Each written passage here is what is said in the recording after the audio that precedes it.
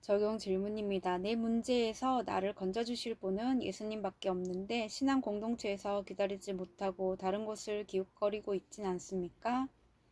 오늘 기도하기는 예수님을 믿고 난 뒤 큰 기쁨이 있었지만 내가 원하는 삶과 행하는 삶에 큰 차이가 나니 절망하고 주님을 멀리했던 저를 용서해 주옵소서.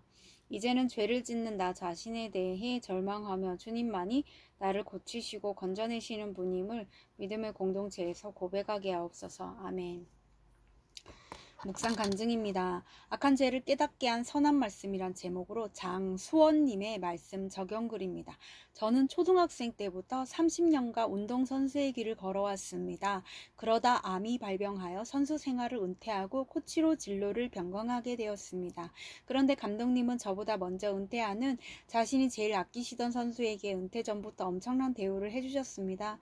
협회와 체육회 등 여러 관계자로부터 그동안 그의 공로를 인정받게 해주신 것입니다. 하지만 저는 그 선수보다 팀에 기여한 부분이 훨씬 많다고 생각했기에 그보다 더 대우를 받고 싶었습니다. 또한 시합에서 우승할 때마다 기도 세레머니로 하나님께 영광을 돌린 순간을 비롯해 이곳에서 주님과 함께 사역한 일들을 떠올리며 하나님께도 격려를 받으면서 은퇴하고 싶었습니다. 그런 마음으로 코치로 일하던 저는 어느 날 갑자기 팀으로부터 계약 해지 통보를 받았습니다. 그러자 은퇴식조차 치르지 못하고 초라하게 팀을 떠나게 하시는 하나님께 섭섭한 마음이 들었습니다.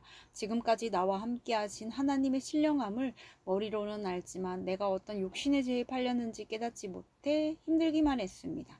그래서 저는 한동안 내가 알지 못하노니 하며 하나님께 삐친 태도로 일관했습니다.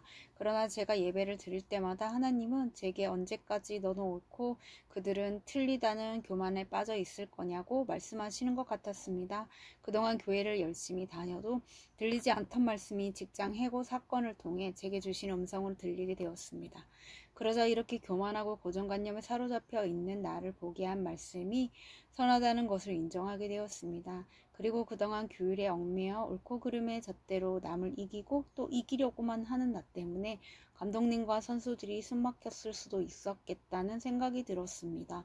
이렇게 백수의 때를 허락하시어 말씀을 보게 하시고 저의 죄를 깨닫게 해주신 하나님께 감사와 찬양을 올려드립니다. 이분에 적용하기는 늘 남을 이기려는 마음을 멈추고 새 아들과 보드게임을 할 때 지는 연습을 해보겠습니다.